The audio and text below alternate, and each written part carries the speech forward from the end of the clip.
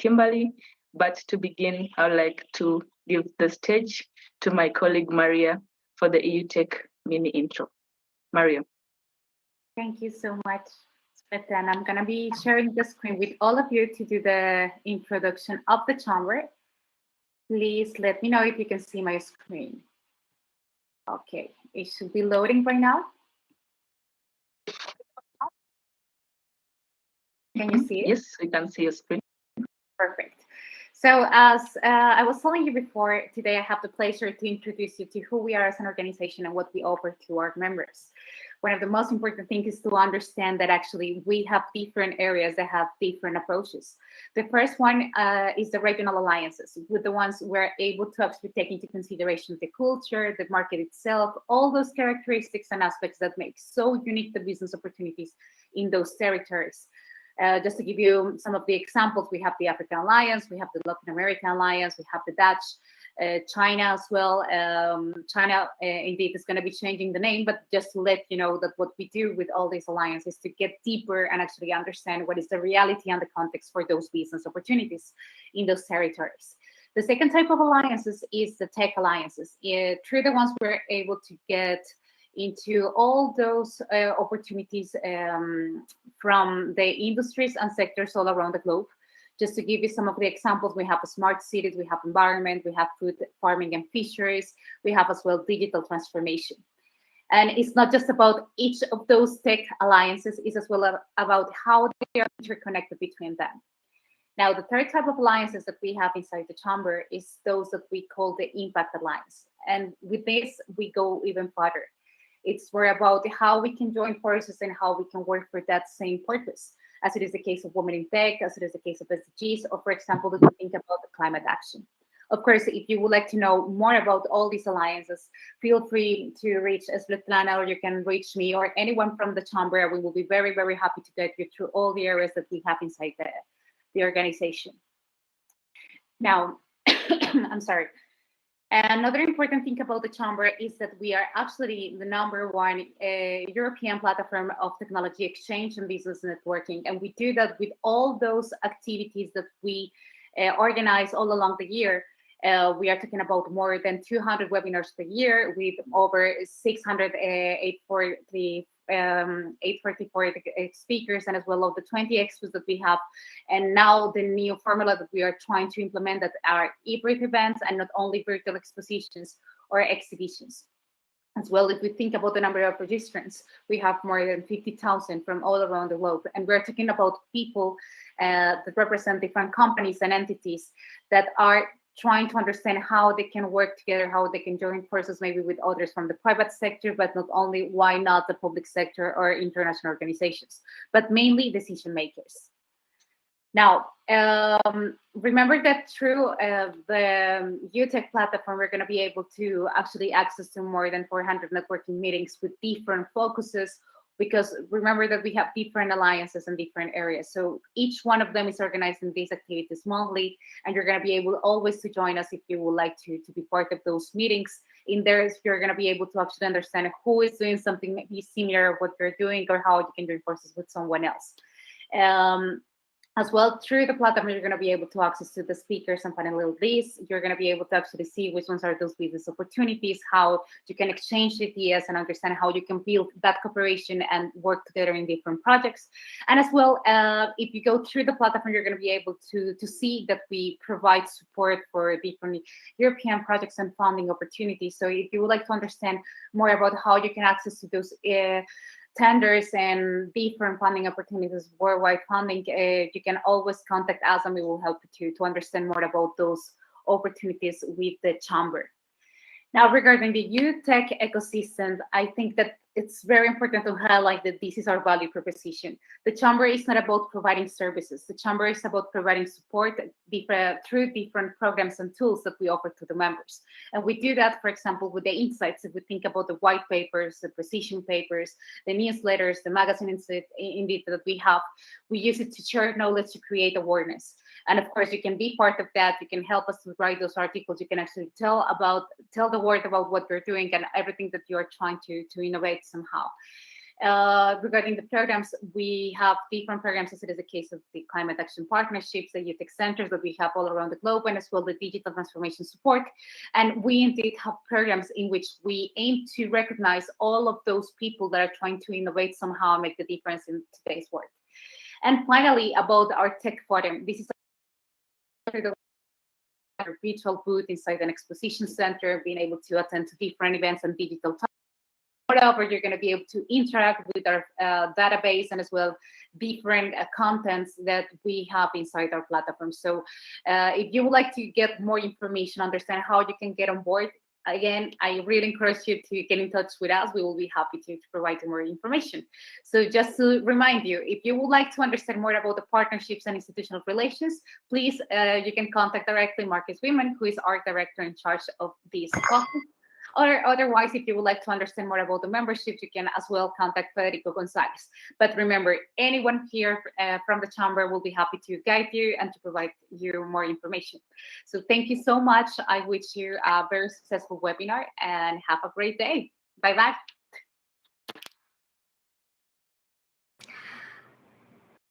Okay, well, hello, everyone. Thank you, Svetlana, for the welcoming speech, and Maria for the EU Tech presentation.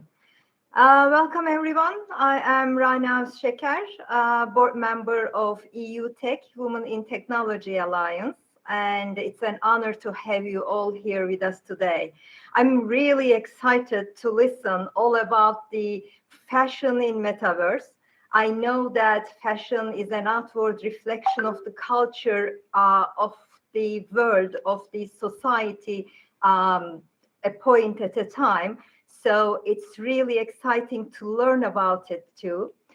And as you can see, we have two distinguished speakers today, and they will be speaking on fashion in metaverse. But before introducing our panelists, let me repeat some ground rules and the logistics. You can put your LinkedIn addresses on public chat if you want to connect with other participants and or our panelists. If you have questions, please write them down in the public chat too. We will ask your questions to our panelists, Kimberly and Naomi, during our Q&A session. And they have presentation, and Svetlana is going to help us to share them. And if you have any difficulty in seeing the presentation, please click on the button on the bottom right side of your screens. So after all these logistic tricks, bits and tips, let me introduce first Naomi. Naomi is the co-founder and head of marketing at Friend Labs. It has been 4 years since Naomi first went down the Bitcoin rabbit hole, and she has been working and contributing to the blockchain industry ever since. After 1 year in a blockchain consulting company in Tokyo, where she supported the localization of blockchain companies to the Japanese market, she joined Bitcoin.com exchange as a marketing manager, overseeing everything marketing and their rebranding to FMFW.io. After nearly 1 year as a marketing manager at a layer 1 protocol called Minima, Naomi decided to take the plunge and start to build on a venture with others passionate about using blockchain to address the problems with the attention economy. As a co-founder and head of business development and marketing at Friend Labs, she's handling all copywriting, outreach, business development, and anything else that needs to be doing. Welcome, Naomi. Our second panelist is Kimberly. Kimberly King is the CEO of Human Tech and a UN project advisor. She is a futurist impact entrepreneur and thought leader in the field of public-private partnerships and innovation ecosystems. Kimberly's passion is the intersection of business, strategy, technology, and social impact. Her groundbreaking marketing and financial models have generated more than $4 billion in revenue for clients and partners, including American Express, Amex Advisors, Coca-Cola, the City of Los Angeles, National Credit Union Association, and World Trade Center Association. Kimberly is the CEO of HumanTech.co and a special project consultant to the United Nations. She serves as a global advisor for World Digital Weeks, Global Council for the Promotion of International Trade, and the International Women's Think Tank. A leader in Web3, XR, and Metaverse strategic development, Kimberly is a global partner with Simulocity, MAIAX, and the UN's SDG Metaverse project, and currently serves as an ambassador for All Stars Women DAO, Beyond Inclusion XR, and the Metaverse Fashion Council. Kimberly is an author, international speaker, and an honored recipient of the Eleanor Roosevelt Global Humanitarian Award. Well, welcome. We are all so very excited to listen and learn from you. And thank you for sharing your knowledge, your experiences with us. You each have 10 minutes to share your presentations with our participants. And we will be gathering their questions, and we are going to ask them to you during our Q&A session. So, shall we start with Naomi?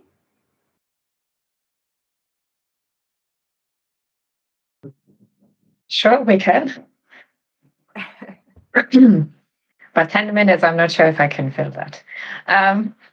So yeah, GM, as we say in the metaverse, everybody, great to be here. I'm Naomi. And yeah, you already heard my bio, but I'm working at Friend A Labs. And we started this venture 3 weeks ago, so we're still very early. But what we do is we are basically a near-focused blockchain studio. And what we're currently building is a suite of NFT marketplace, a discovery network to help people discover NFTs they care about, and a mobile app to make NFTs actually useful. So you can just bring them up on your phone and use them as a ticket or scan something and collect an NFT. And yeah, you can see my email address and our Twitter there. So if you want to get in touch, feel free to do so. And oh yeah, next slide, please. Awesome.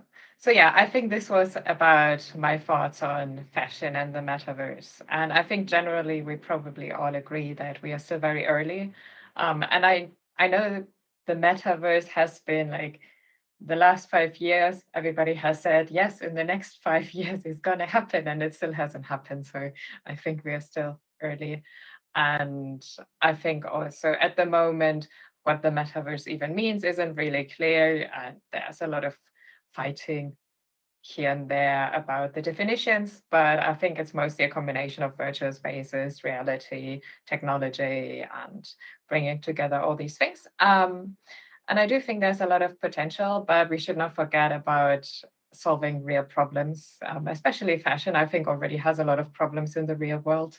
So we shouldn't just say, oh yeah, the metaverse is here, let's just do everything in the metaverse and forget about our fast fashion problem. So I think that is one of the challenges.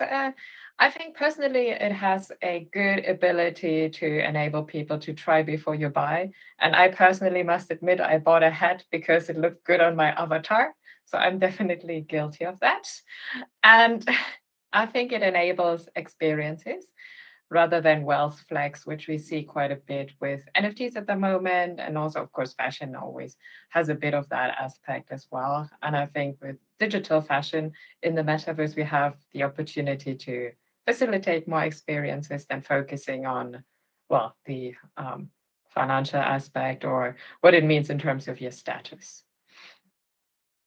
Next slide. And yeah, challenges, I think there's still a bit of a lack of demand potentially, because I don't think people everywhere yet care about metaverse fashion. I mean, for me, if I have to choose between real world fashion and metaverse fashion, I would probably buy real world first, because I can't be sitting here in my PJs.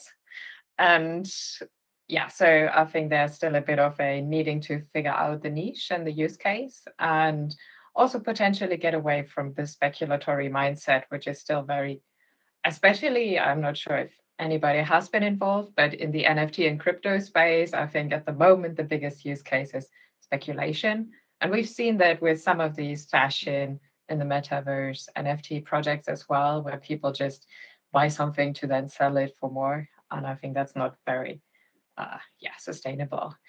And yeah, the other challenge, I think that all goes together, is understanding the key value proposition, what it is that we actually provide with fashion in the metaverse. Is it an extension of people's identity? Is it, I don't know, demonstrating that you belong to a certain community? Is it just having fun, which is also always good? And then the utility, like what can you do with this fashion in the metaverse? Yeah, next slide. If there is one, I think there is. Yes. Okay. So my recommendations would be that we have to focus on user research. A lot of the time we, in tech, in crypto especially, we develop stuff and then we think about the users afterwards and we're like, oh yeah, now we need to go find them. But I think that's not always the best approach. I think it's good to work with them together to find out what they actually want. And then also at the moment, there's a lot of talk about metaverse and there's all these different digital worlds, but they don't really work well together. So I think another thing will be to figure out cross metaverse bridging or use of, if you buy a hoodie in one metaverse, why shouldn't you be able to wear it in another? But how do you make that happen technically? And then, of course, facilitate education to make sure people know what they're getting into, what they're doing, don't get lost, and also potentially make it harder to fail. It's really easy to lose your digital assets. So I would assume it could be similar with digital metaverse fashion. So make it harder for people to actually do the wrong thing. And yeah, to go beyond speculation hype and focus on what users and people really want. That's it from my side.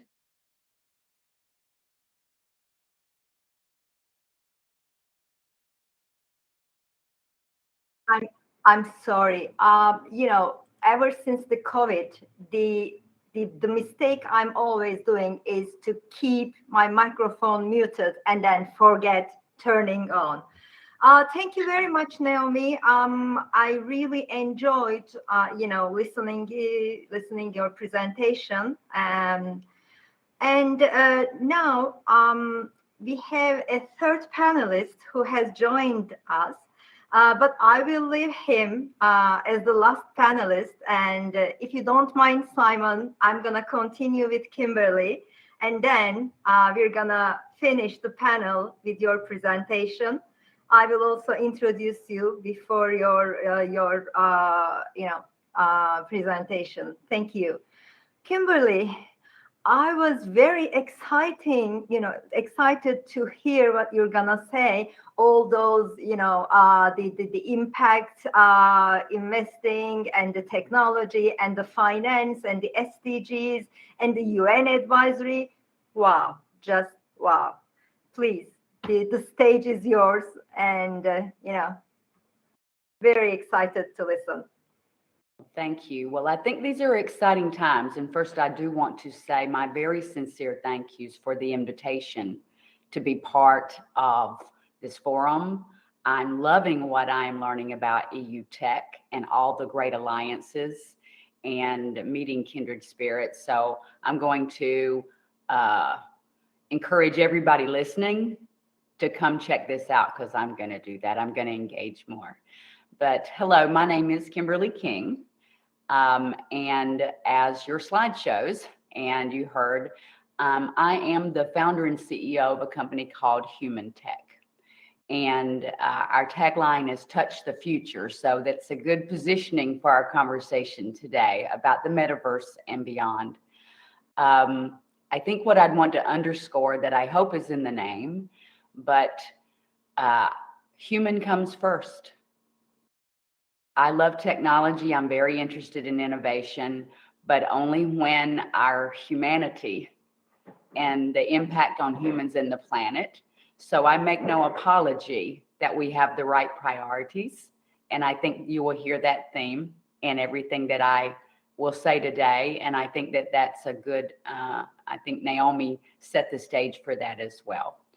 I have been involved in Web 1 and Web 2. Ironically, it wasn't as long ago as some people think that the internet was not a thing. We take it for granted, but I have been here as we began our journey of going online, creating our identity electronically, digitally, then trading and making websites and forums. And so it's only fitting that I'm part of the 3D, the next wave, and hopefully the next wave after that, because there will continue to come. Humans will continue to innovate and evolve. But I think there is no putting the genie back in the bottle, as they say, about our life in the digital world. The more we realize we can do, we want to. And now we are truly beginning to blur the lines between physical reality, digital reality, my life blended back and forth. So Human Tech is a company that works in those intersections, as you pointed out, Raina, is that we like connecting those dots in a very mindful way. And I should add, and women and gender and diversity are also part of that, because I'm very committed that we're all at the table. So that's a little bit about me and a little bit about why Human Tech exists. I have multiple organizations, but I think this is good enough identity for now. Can we go to the next slide, Svetlana? So I was excited to talk about fashion in the metaverse, and this is part of my work. I think we mentioned in my intro that I'm part of the Metaverse Fashion Council.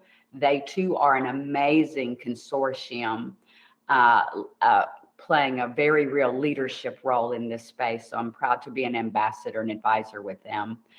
But my connection to fashion and more so sustainable fashion, I have been doing for a long time, from the supply chain, from the sourcing of materials. Meanwhile, I'm in the tech world. So I'm excited about the intersection of digital fashion and physical fashion. And not only from the creative standpoint, but can this be part of the way we solve real world problems, as Naomi said? If we're not using tech to do real things, even if it's fun, even if we are gamifying and making money, I care about real world impact. And I think digital can play a role and should play a role, in that it's up to us how we use it.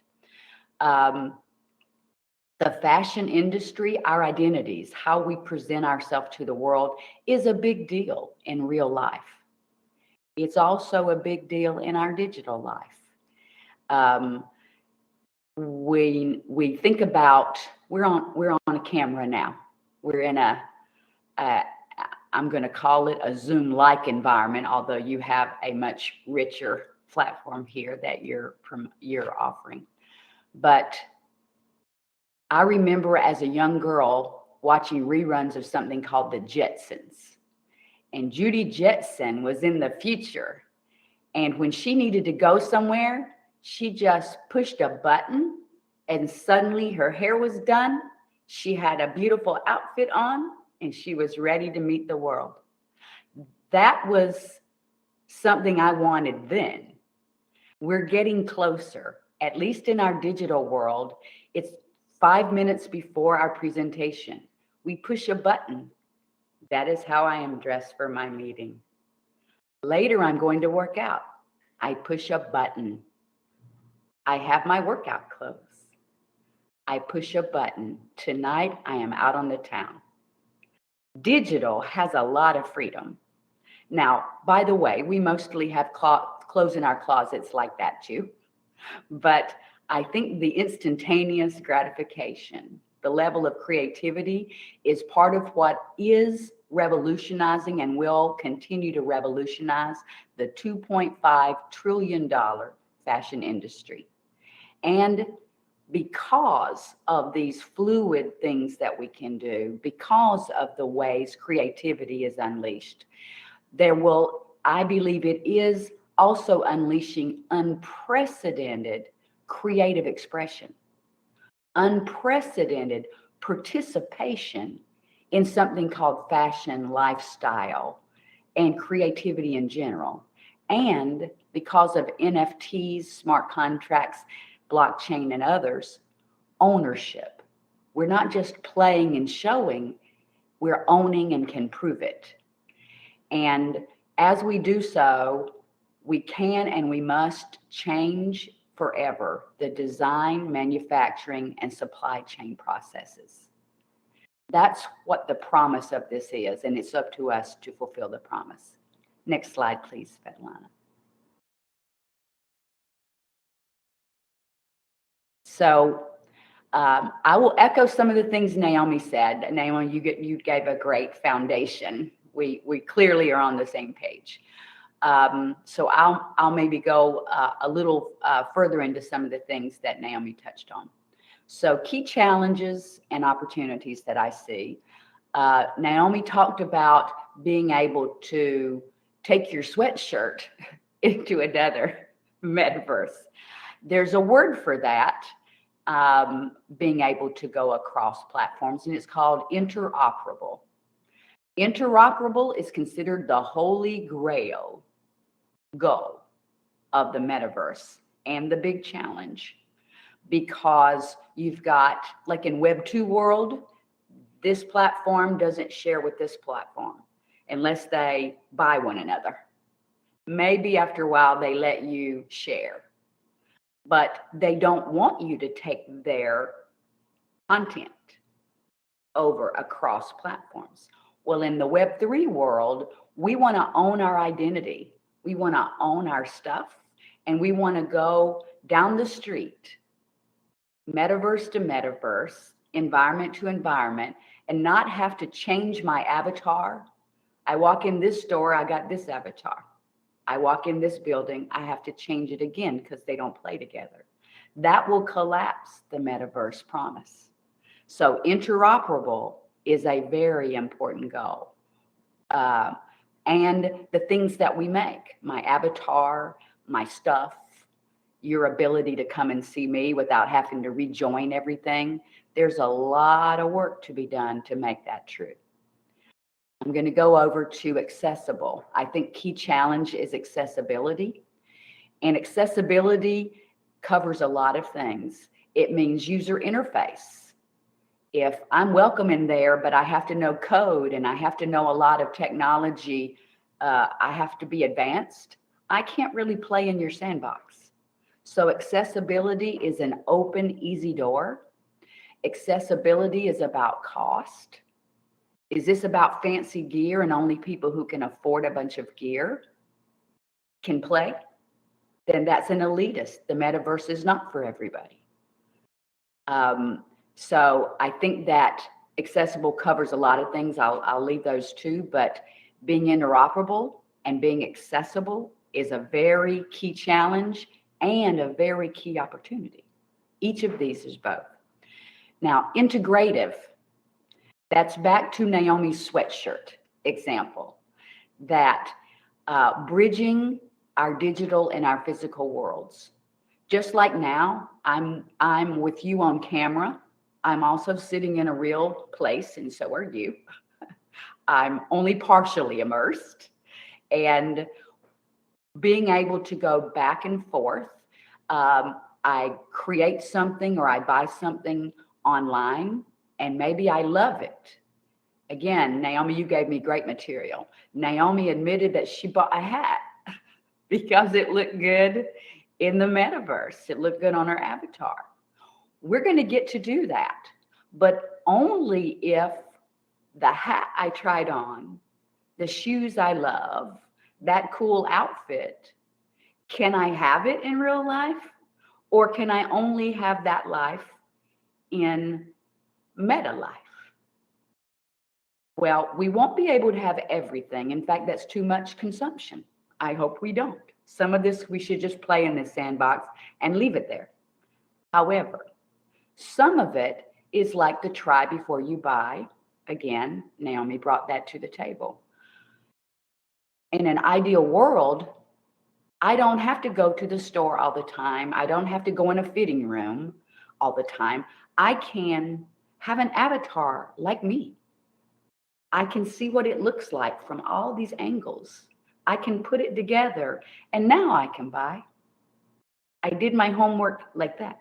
So I'm excited about that, but bridging is not a given. That must be done. That's a challenge and an opportunity. And then I'll come over to sustainable.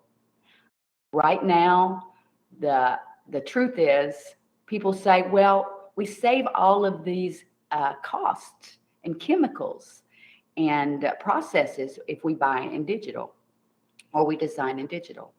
Well, today, the metaverse and the technologies undergirding it with proof of work and blockchain, et cetera, costs a lot of energy. And while we think that it's less than real world cost, it's not without a cost. And so sustainability says that we tell ourselves the truth about the trade-offs, that we solve those problems, not only for the metaverse, but for the world, and really use this as an opportunity to be really efficient, to do things better, to have renewable, like I choose players who use renewable energy, who are doing steps so that they don't squander energy and waste resources. I'm going to put my dollars with them. But again, that is a challenge, and that is also an opportunity.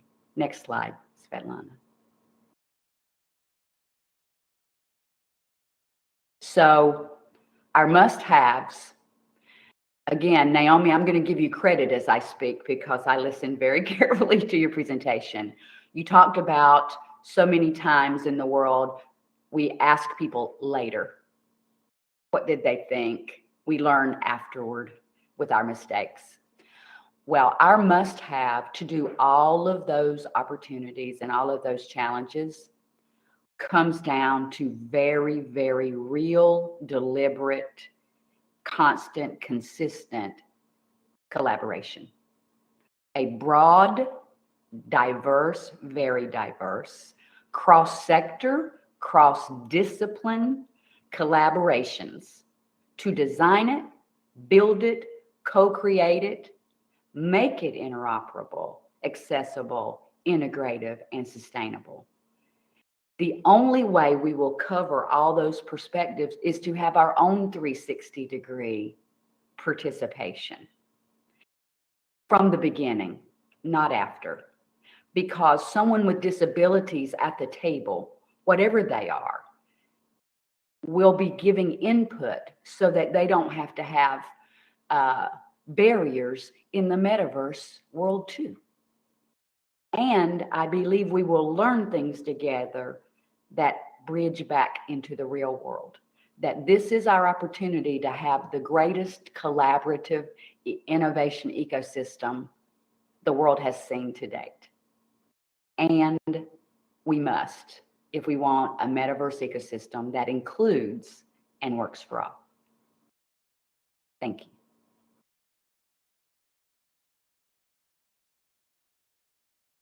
Thank you. Thank you very much, Kimberly. That was really, yeah, just listening, 10 minutes, you and Kimberly, I have lived a deep awareness on some subjects, and I need to thank you for that. And I have questions waiting for the Q&A session, both for you and Kimberly. And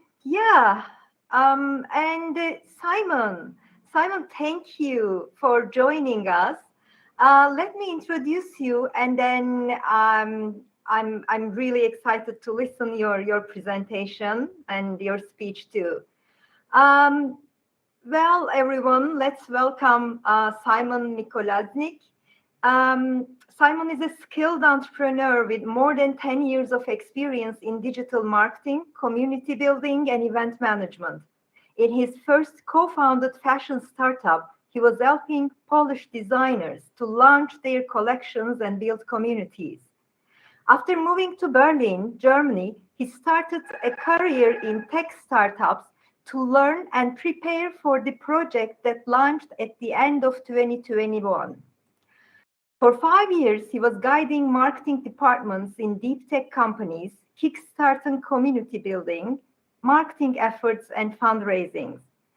After the current project, Maison d'AO, he is focusing on building a digital Web3 ecosystem for fashion designers and luxury fashion brands with special tools and virtual spaces for events and exhibitions. Simon, welcome again. And the stage and the microphone is yours.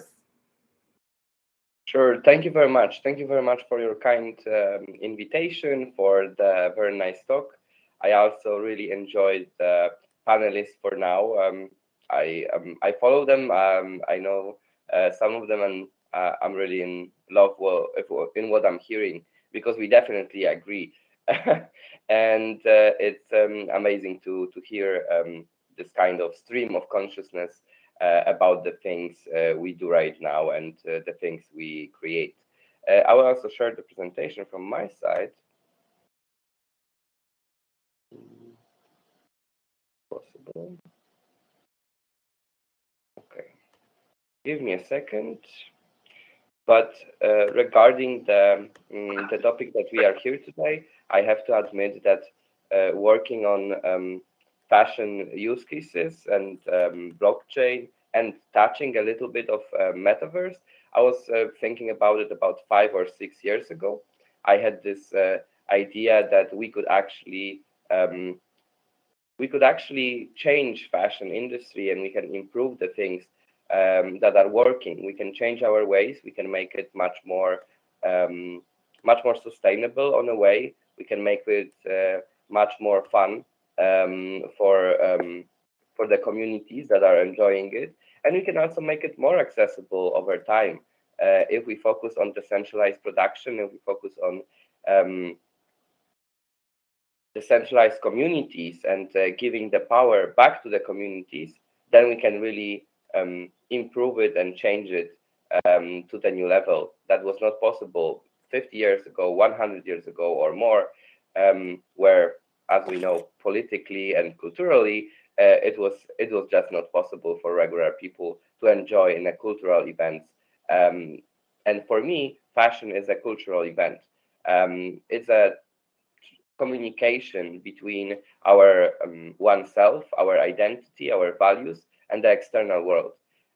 So this digital world that we are creating right now, for me, it's a perfect realization of this. Anyone will be able to showcase their digital identity, their real world identity in the metaverse, and it will be done mostly through avatars and the personalization of these avatars. And by avatar personalization, we mostly think about fashion, but it could be accessories, effects, auras, all these special things that you can have in the metaverse, along with teleportation, flying, and the things that are just not possible in a real world. Thank you very much, Svetlana. Okay, so regarding our project and what we are trying to build in Maison, we are building the Web3 ecosystem. We are focusing right now on getting the founding and core members for our DAO, for our decentralized autonomous organization. In this community, we are having more than 30 digital fashion studios already, and around 5 architectural ones. We have people building avatars. We have people building 3D environments. We are really focusing on trying to get the all-inclusive package, all the people that are needed to create metaverse project to work with metaverse and to work with the fashion industry. And we are trying to be this project that is actually connecting it on a part side, on the art side, and also connecting it to fashion, to other forms of art. So we are not only focusing on digital fashion or real world fashion, but we are also having in our community, in our collective, we are having DJs, we are having Web3 record label, we have people from business, technology, from marketing, to really have all-in-one opportunity to help brands and to help designers themselves to launch their collections and to collaborate in a new, meaningful way. And this is our main topic, our main agenda. You heard my sort of my description right from Rana. I'm in a fashion industry for more than 10 years already.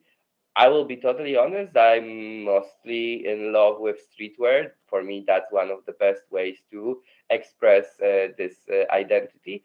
But obviously, in our store and in our operations that I had in Poland, we are also working with high fashion and fashion brands and designers. And what I recognize is back in the day that these brands, these fashion brands, they are very much not stuck, but they are riddled with old concepts and old traditions. And I was thinking how to change it. Are there ways to actually improve the situation for the consumers, for brands, for employees, for people working in the industry? And yes, and one of these ways that I'm trying to fix it is exactly by creating this collective and by launching my own studio, where in the studio we are actually building the metaverse infrastructure, trying to make it as interoperable and accessible as possible. Next slide. So that's exactly what I mean. Our community is our starting point. So we believe that instead of old system where it was mostly run from top to down, we can really make organizations that are built down to top. In this case, by launching a collective dedicated to art and fashion, we are really getting the ability to give power back to the creators, to give power back to digital studios, to the young creatives, thinking how to connect them to real business. Because from one side, obviously, all the speakers mentioned before, it's super important. NFTs and a digital world are giving us abilities to have ownership over the digital assets that we have, over the digital assets that we produce. But it actually would be really, really easy to change it to the new form of hyper capitalistic system where the exploitation still thrive. And by building system based on a decentralization, you're actually allowing people to be involved in a governance of the project and steer the decisions that actually make the biggest impact. There are different ways how DAOs and this kind of communities are run. Sometimes they are organized in a councils. Sometimes they are organized totally democratically with the majority voting on everything. In our case, our DAO is a DAO of digital studios, of independent designers. So in our case, the decentralization is from one side about the creative element, so how we run our collections, how we organize the events, what kind of collaborations and partnerships we will be having. That's one of the questions that will be answered by Maison DAO community over time in the next years. So I'm super excited about this, super excited about this experimentation, and I really believe that in fashion and in creative world, we should really experiment and go forward and check what's possible, because only this way we can learn if this something that can help us to change life, change the world, or just change the industry on a small level. But that's all what we are striving for, I believe, in this team here in the panel, that we not only want to build successful projects, successful enterprises, but really share the knowledge, spread the word, share experiences about what we are doing, to also help others and motivate them and inspire them to take action and think what they can change in their industry, what they can change in their world. So that's something what I'm really dedicated about, and making the metaverse inclusive. That was also mentioned, but by I think Kimberly as well. In our DAO, we have actually one architect. He's Francesco. He's dedicated to building like a metaverse for people as much inclusive as possible, regarding not regarding what kind of disabilities they have, if they have hearing impairment or sight impairment, to still for them to be able to enjoy the metaverse spaces, enjoy the metaverse event.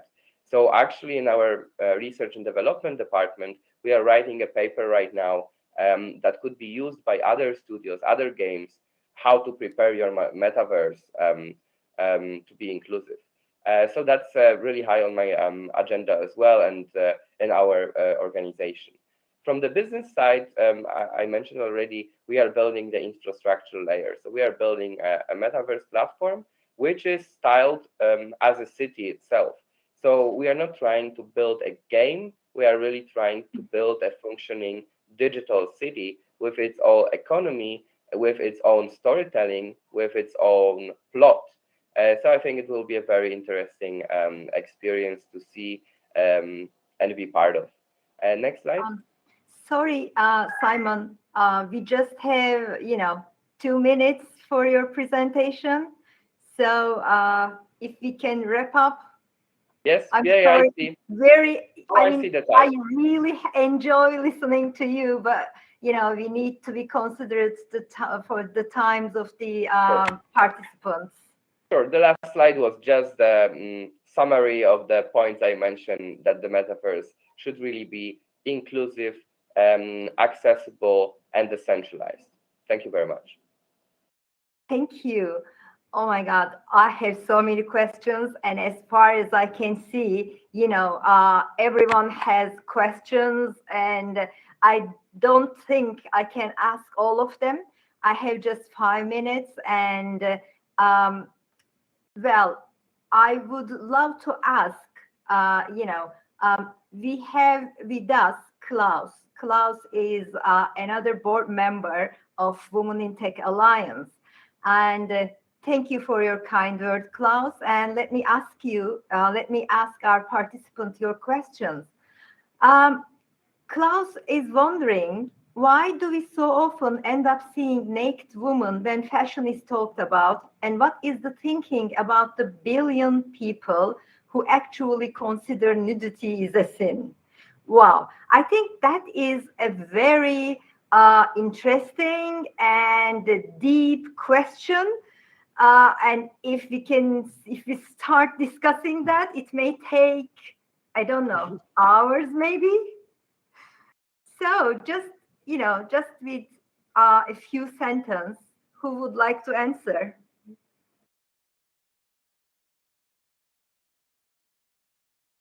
Well, it's actually funny that this comes up, because yesterday I was looking at a company and they are doing like a content creator app, and basically all the pictures on there were half naked women. And I was like, yeah, but content creators is not only that.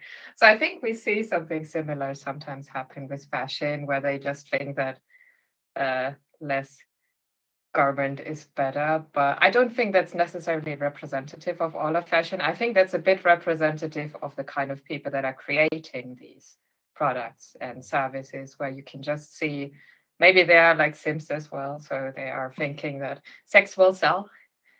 But yeah, obviously they will never reach this audience that thinks that nudity is a sin, and I think it's also very reflective of their image of women, probably not in a good sense. So I would hope that people start calling these things out, and that they just put their money where their mouth is and just not buy into these things to make sure that these can't necessarily flourish in the long run. But there will always be a crowd that is going to put money into this. So I think it's also about curating your own environment in a sense. Yeah, thank you. There's one question, I think, for Simon. How is working if a designer wants to join the Maison d'AO? That's always a great question to hear, and thank you very much for it and relaying it to me. In the case of joining the Maison DAO itself, we are now finalizing the foundation time of our DAO, where it was still being made mostly through invitation and network. Personal connections were first activated, and then more broad recruitation, but still invite only. So that was the case for now. But we are ending the foundational stage right now, and I think from the next month, from middle of September, we will open the recruitation to the people. People will be able to see our manifesto, to see our papers, white papers we create, and make the decision about joining based on that. So that's the strategy. Now it's the changing of times for us. Excellent. Thank you very much. There is a question from Henning von Stein, and I really like that question. If all of you three can answer that question, starting with Naomi, I would really be happy to hear all of you. The question is, it refers to a sentence that Naomi has said. It looks good on my avatar is exactly what I had in my mind of my questions. Will influencers in metaverse will completely take over the offline? So yeah, that is something I'm extremely curious about. So I would love to hear what you think about it. Kimberly has, said something about that, but will the influencers in metaverse completely take over the offline? Naomi? Well, actually, that avatar was created from a selfie of mine, so it does kind of look like me, which probably makes it more likely that I would see it and think, okay, this looks good, I'm going to try it myself. But I don't actually think that metaverse avatars, influencers are going to take over, because I think that at the end of the day, we still relate to people more, and who knows, maybe that changes if we all just live and never go outside and just interact as avatars. I hope not. But yeah, I don't see them take over. I do think there's going to be a market for sure. And what I could imagine, for example, is that you go into the mall and you can shop your favorite influencer's closet and you can put on the things they were wearing and you can be like, oh yeah, this looks great, I'm going to take it. But I don't think they're going to be the only type of influencer. What do you think, Kimberly? Well, I think a lot of people are wondering what's going to happen if we go into the metaverse.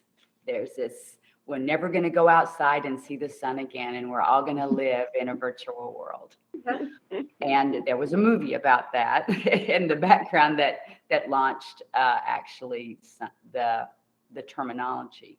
But while we need to monitor ourselves and our kids already about how much we're online, the truth is that except for the deeply addicted that we will get help for, we will have our in-physical IRL life, and we will have a more and more vivid digital presence, just like we're online a lot now, only it's going to get a lot more interactive, 3D, and a whole other dimensions. That's what's going to change. And just like there are influencers on social media, we will see that there. And we will see them even more interactively and shop their closet, as Naomi said, relate even more and be able to buy what we see more directly. So, and one of my, I'm an ambassador for several groups. One of them is a completely digital person. She was created. Her name is Maya. Maya has tens of thousands of followers.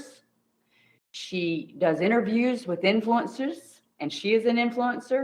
And Aveda, she has a contract with Aveda to talk about how Aveda is in her life to do. So it's definitely going to blur lines. We're going to see a lot of things like that. But hopefully we'll remember to pay attention to the people in our real life. And I think that we are influenced in all the ways. This will be another one. So good question. Let's find out. Stay tuned. Thank you. And Simon, with a few sentences, can I have your ideas on that? Sure. I would say for us, we are like big believers in the digital influencer idea. We are actually having some members in our collective that are creating this like avatars for others, so they could be a virtual influencer in the same time. So they could be a real world influencer, they could be a digital influencer. So they are a phygital influencer. And that's what I wanted to answer, that for me, all of this, it's becoming hybrid reality with no clear distinction between the real world and the hybrid and the virtual. So for me, it's all the same and very exciting at the same time. Yeah. Well, thank you very much. As I said, there are many questions I would love to ask, but time flies. So I have to turn over the microphone to Svetlana. But let me say that thank you very much for being here with us and sharing your knowledge, your experience. It's enlightening, it's exciting, and you have created just a trigger, a curiosity for me to look for more. Thank you very much. Svetlana, please. Sure. Sure, Rana. Thank you so much for the moderation. It has been great. I've really enjoyed the discussion. And mostly it is assuring to know that with Metaverse, we will still be able to go out and engage in the physical world and not just be in our houses as has been said the last time. Thank you so much to our panelists for your collaboration, for your dedication. Kimberly is joining us. I think it's 4 a.m. where you are right now. Now it was also very early for you. It's greatly appreciated, and for that we have some 3 certificates ready for you in appreciation to being panel with us. Allow me to share my screen. And so we have a tree for Simon has been planted in Africa in appreciation to being panel with us. We have one for Naomi, and finally we have one for Kimberly. These 3 certificates will be sent to you directly after the webinar. Please also feel free to leave your contact details. Also the audience, please feel free to leave your LinkedIn contacts in the public chat for further engagement. And look out for the after event post and the other activities of the Women in Tech Alliance.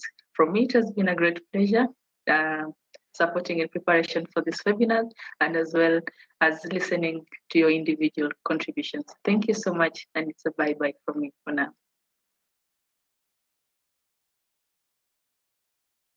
And also, I will be inviting you to the networking meeting next week for the Women in Tech in my follow-up email. Look out for that. Thank you so much, and bye for now. Thanks, everyone. Thank you, everyone. Thank you so much. Bye, everyone.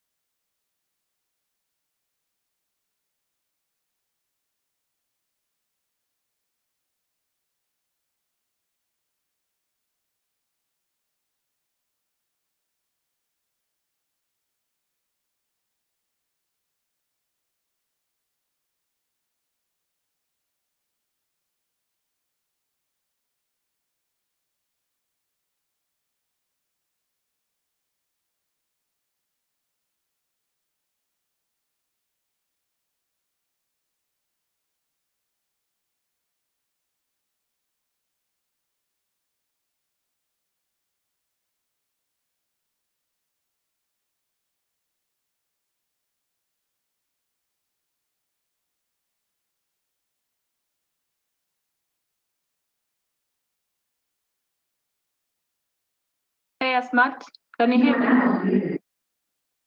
Asmat or administrator, could you leave me some 2 seconds to copy the information from the public chat? I'd like to send it to the panel to answer the individual questions that they ask, okay? Administrator, if you can hear me.